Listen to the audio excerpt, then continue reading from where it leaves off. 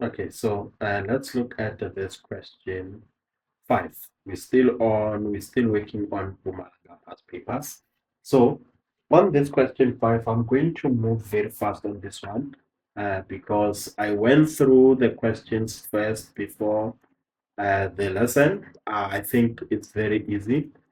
Most of the questions are very easy. Even if you can look the mark allocation, only the one with 5 marks and 4 marks. So 5.1, let's remember, whatever that you have on the statement, they're just telling you uh, what you see on the drawing, but you can read the statement to verify everything, okay? So now it's fine. I'm not going to read the statement because I know if there's something, maybe I don't understand something, I'll go to the statement. But whatever they are saying, it's what I see on the drawing. Calculate the coordinates of D. This is D. And now D is the y-intercept of F and also the y-intercept of that H. So I think this is an exponential graph. This is H, right? So look at H. H is given as Q to the power X. And then F at X, that's minus 1 over 2X squared plus 1 over 2X. And they say that determine the coordinates of D. Y-intercept, we find the y-intercept if X is 0. But look at F at X. We have K, which is unknown. It's going to be impossible to use F at X, but I can use H at X because I have only one unknown. Okay, two unknowns, but we'll explain why I'm choosing H at X. Né? So let's go and work on this. So this will be question. What is this question? Okay, this is question 5.1. Okay, so 5.1, they want us to find the coordinates of D. And I'm saying that D is the y-intercept if we let X to be 0. And H at X, it's given as H at X, it's equals to, what is H at X equals to? Q to the power X. So where there's X, we can put 0. Therefore, this is like Y is equals to Q to the power X. Let's substitute. Q to the power 0, anything to the power 0 is 1. Therefore, the coordinate of D will be the X, it's 0, and the Y coordinate, it's 1. Easy. Next question, 5.2, write down the value of K. So now look at this. What is K in this quadratic equation? Always know that K is like the value of C, right? Because the quadratic equation is in the form of ax squared plus bx plus c. Okay, so when it's like this, it's like saying that C is the y-intercept. Is the y-intercept. So it's the value of the y-intercept. And already we know that this y-intercept here, it's 1. So the value of k is 1. So to write down for 5.2, k is 1. So this will be my 5.2. The value of k, that's 1. Then I'm done. I'll definitely get that 1 mark. Next question, 5.3. Calculate the length of BC. So if you look at this point, B is the x-intercept, C is the x-intercept also. So they want us to find the length of BC. So to find the length of BC, we need to find the x values of the x-intercept for B and C. And they are on f at x. So I'm going to rewrite the f at x, then try and factorize that. We find the y-intercept, the x-intercept if we find the x-intercept if y is 0, right? So let's go and work on that. So this will be 5.3. So f at x is given as, we know that f at x is given as minus 1 over 2x squared. Let me just verify this, né? It's minus 1 over 2 plus 1 over 2 plus k.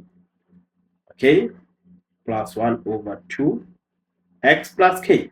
So remember, we know what is k.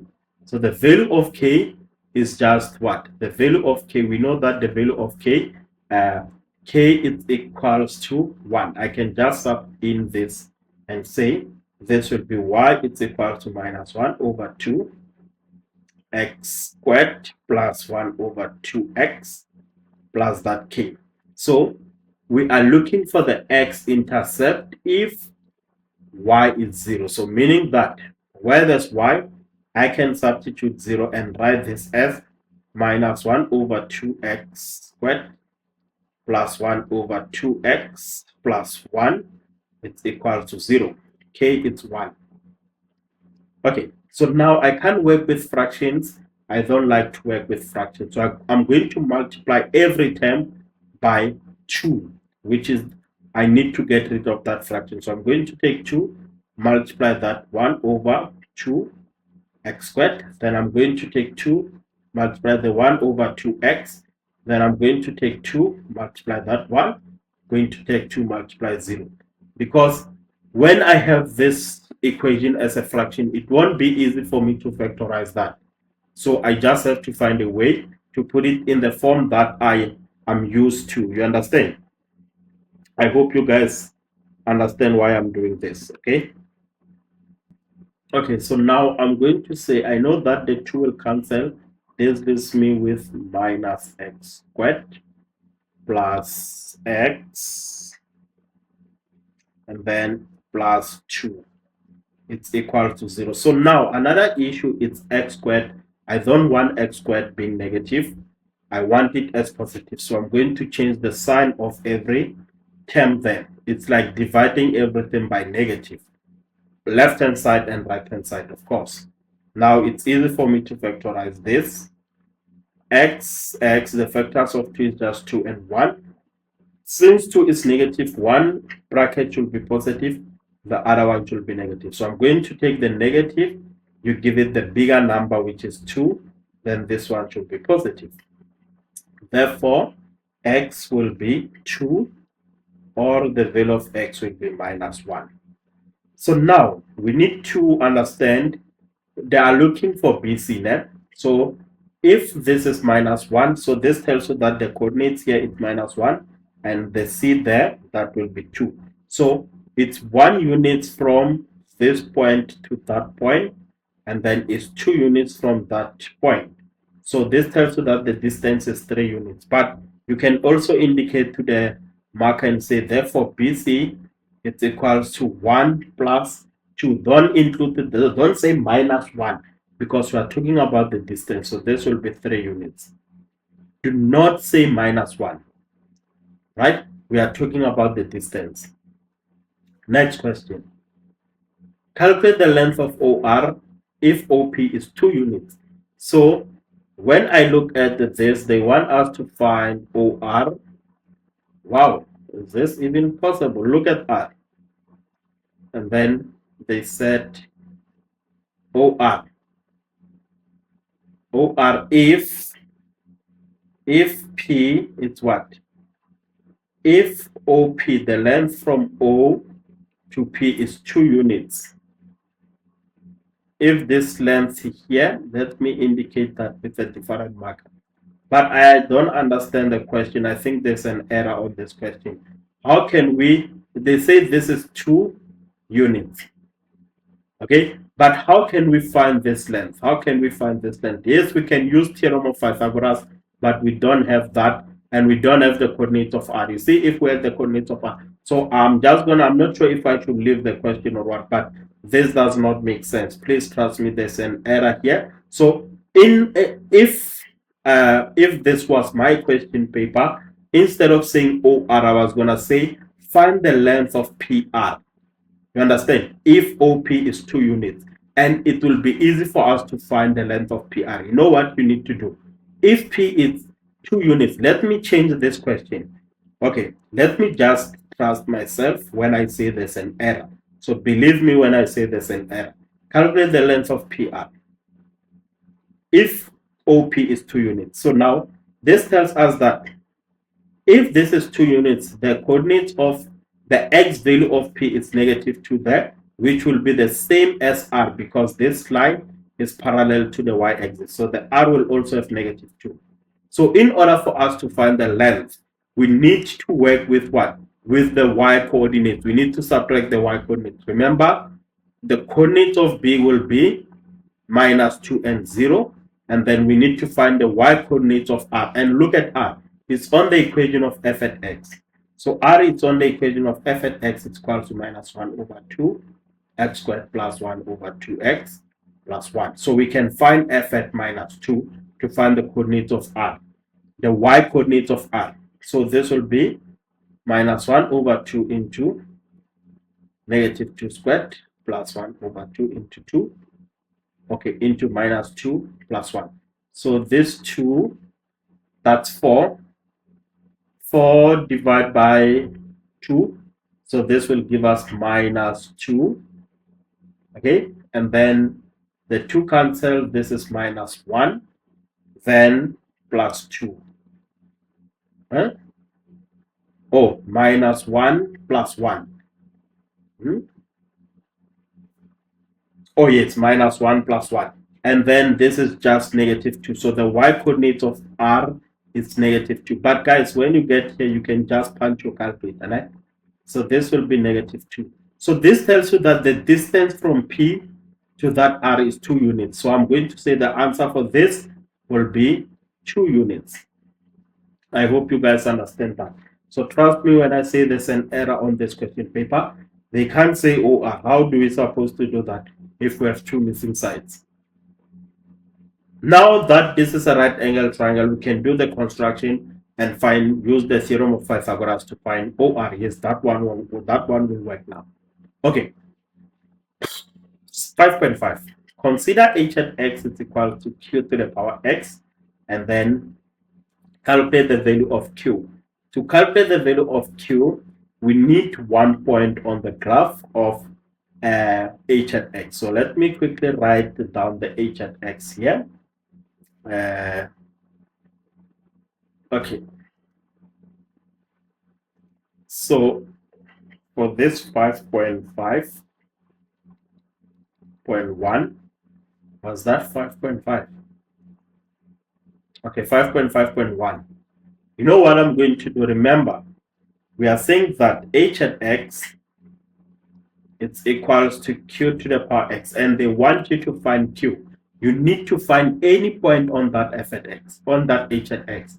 So when I look at this, I can use d, but in most cases, don't use d because d is the y-intercept. Use any other point. So I'm going to go with a. Not that point, but I'm going to go with a. Okay, so A is this point here. I'm not sure if you'll be able to do that. Let me just try to. Okay, let me just try to. Now I think you can see A. Look at this A. A and C, they have the same x value because of that perpendicular. The perpendicular shows that that line is perpendicular to the y, meaning that they have the same x value. Okay, so A and C have the same. So if C we said is 2, therefore the value of A also, the x value will be 2. Then we need to find the corresponding y value. Okay, so A is on f at x. You're going to find f at 2. So we need to find f at 2. But I don't have to do that. If I remember, go back to the statement. Look at this. The statement said that the y value of they said that A it's a point on H and it's vertically above with the y value of 1 over 2. So A will be 1 over 4. Those are the coordinates of A. I can substitute those coordinates of A to find Q. I hope you understand how we got Q. We said the X, it has the same what? It has the same X value with that C, and we calculated the X value of C as 2. The Y value of A is given there on the statement. So I'm going to substitute A, which is 2 and 1 over 4. Then on this equation, very important that I note my X and my Y. Okay, right. I know what is my X, what is my Y, then I can just substitute on the equation. y is equal to q to the x. Where there's y, 1 over 4. Where there's x, we put 2. Let's solve for q. We can just square both sides. Therefore, q will be half. Simple. That's the answer. Next question. Hence, determine the equation of the inverse in the form y is equal to something. So they want the inverse, the equation of the inverse. So you know what I'm going to do now? If they want the inverse, I'm going to say for 5.5.2, 5.5.2. Okay, let me just do this. First thing first, hence, meaning that if h at x is q, which is 1 over 2 to the power x, I just substitute where there's q, I substitute 1 over 2. They want us to find the h inverse. So remember, this equation can be written in the form y is equal to half to the power x. Therefore, to find the inverse, you interchange the x and y. So this will be x is equals to half to the power y. Then we make y subject of the formula using the logs. So this will be y as the subject of the formula. It's equal to the log. 1 over 2 is the base there. It becomes the base on the log. Then this x is going up there. So this is the y inverse. Therefore, h inverse is that equation. So please make sure that you revise how to write the inverse function. Next question. Yeah, we are moving. Write down the range of h. Guys, this is easy, né? To write down the range of h, you go to the graph, look at h. Can you see that the range we look at which y values can your graph take, né? So let me just explain, just in case there's someone who don't understand how the range works. So whoever, if you don't understand how the range works, let's put you on the graph. This is you. You're going to fly on the y-axis. You're going to fly in that direction. So you have to fly until you reach h, and I need you to tell us which y values can you see on the graph. So you see that when you get at this point, you don't see any y values. When you get at this point, you don't see any y values. But the moment you start passing through that 0, you start seeing the y values. You start seeing the y values. You start seeing the y values up until you continue going to infinity. So this tells you that the range is y must be greater than 0 because we start seeing the y values after passing that 0.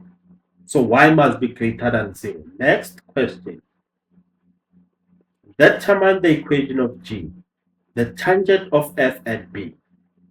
Okay, I think this one is the interesting question. Very, very easy question. Guys, first thing first, the tangent, the equation of the tangent, it's in the form of y is equal to mx plus c. To find the gradient, okay, we need to find the derivative of f at x. Okay, then when you find the derivative of f at x, you sub in the x value at b to find the gradient. Therefore, let's look at what is point b. We set the point b that it's minus 1. If you still remember on 5.3, we calculated the length of BC using the intercept. So we got 2 and minus 1. So the coordinates of b, it's minus 1 and 0. So this tells you that the x at b, it's what? The x at b is minus 1. So at this point, x is minus 1. So to find the gradient, to find the derivative, then on the derivative, you're going to sub where there's x on the derivative. What do? You sub in on the derivative where there's x, we're going to sub in minus 1. The answer that you get is your gradient. Then, once you have the gradient, you're going to use this point B to find the value of C. Come on, guys. Let's go and work on that. Let's go and kill that 5.7. This is the easiest question. Let's go and move the question. Yeah, I'm going to move that question. So this will be 5.7, and then they said the gradient at point B. First thing first, we write f at x, which was minus 1 over 2x squared, and then we add, what do we have here? This will be plus 1 over 2x, then we add 1, which was the value of k. Therefore, I need to find my f prime at x, which is, if you find the derivative, I know that the 2 comes down, which is multiplied by negative 1 over 2. X to the power 2 is subtract 1. Then this is to the power 1. The 1 comes down to be multiplied by 1 over 2. And then x to the power 1 minus 1. Then the derivative of 1 is just 0. Therefore, f prime at x, the derivative will be the 2 cancels, I'm left with minus x, because 2 minus 1 is just 1. Then this is x to the power 0, which is just 1. So the derivative of that is just plus 1 over 2. So this is the derivative of f at x. Please make sure that you keep this in mind. Make sure that you pause the lesson and make sure that you understand how we got that derivative. Okay, what's next now? F at prime, it's minus 1. Remember, at B, the coordinates of B is minus 1 and 0. So I'm going to find minus into minus 1. Then I add 1 over 2.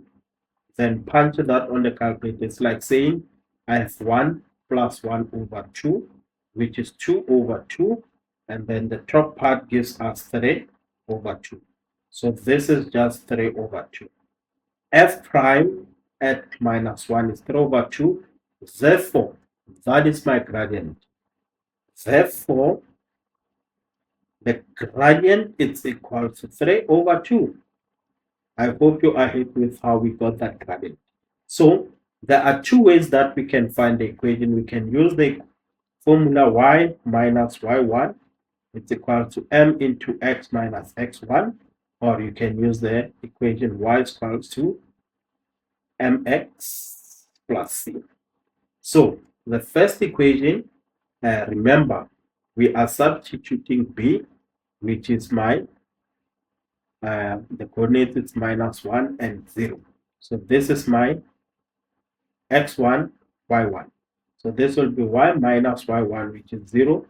It's equal to m. Okay, the gradient is 3 over 2. So I'm going to substitute that 3 over 2 into x minus x1, which is minus 1. Put it inside the bracket. So y is equal to 3 over 2 into x plus 1. Therefore, multiply out the bracket by 3 over 2. Y is just 3 over 2x plus 3 over 2. Simple. Let's move on this other side.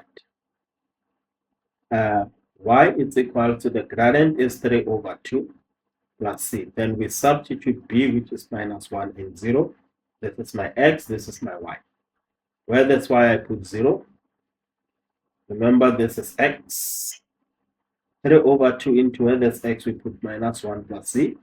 Therefore, it's like saying 0 is equal to minus 3 over 2 plus c. The minus 3 over 2 comes this side to be positive 3 over 2, which is equal to c. Therefore, what do you get when you substitute c on that equation? We're going to get that the gradient is equals to y is equal to 3 over 2x plus 3 over 2. That's the equation of the tangent at point B, which is the same thing as we got on the other side. So it's up to you which one you prefer to use.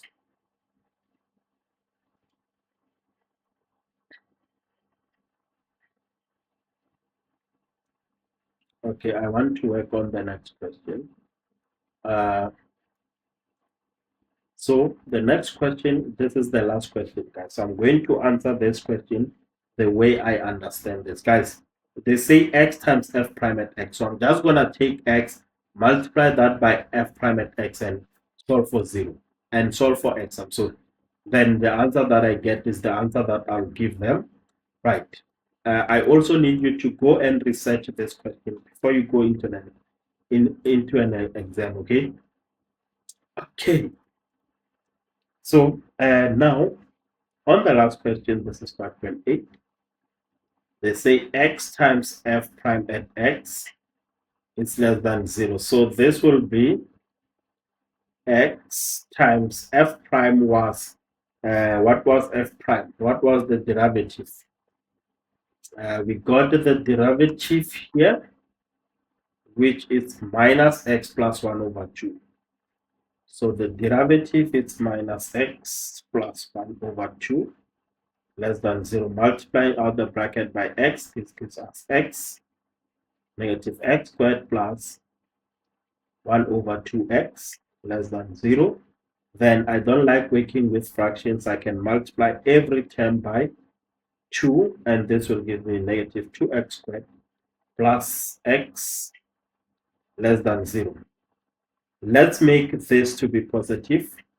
Divide everything by negative. This is 2x squared minus x. Remember what happens to the sign when you divide by negative? The sign changes. Then taking out x as a common factor, 2x minus 1 greater than 0. Therefore, what are my critical values? Because this is an inequality. So CV will be 0 and 1 over 2. Then you're going to do a number line. You put 0 and 1 over 2. So I'm going to choose any number this side. So I can choose minus 1 there. I'm going to choose minus 1. Substitute that on the original equation. Remember, the original equation, I'm referring to this one. Right. So if I substitute minus 1, this will be minus into minus 1, x squared, plus 1 over 2 into minus 1. And then what is that equals to? So this is just minus 1 over 2. This gives us an answer that is negative. So this side here is negative, and then in between we can choose 1.3, because if this is 0, this is 0.5, it's half. Let's choose maybe 0.1. I'm going to use the calculator for that one. So this will be 0. Okay, negative into 0.1 squared plus 1 over 2. 1 over 2 into 0.1. Close the bracket. This is equals to positive. So the between is positive. So let me change this and see the other side. I'll use 1 for the other side instead. So this one is negative. So this side is negative, this side is positive. So the question is asking, where is this negative? Where is this negative? Okay, so x must be greater than 1 over 2 and x must be less than 0. That will be my final solution. I'm very sorry, guys. I am very, very tired, but this is where I'm going to stop for this question, because I believe that this is the last question of that one. Yes, this is the last question. I'm just gonna stop on this one.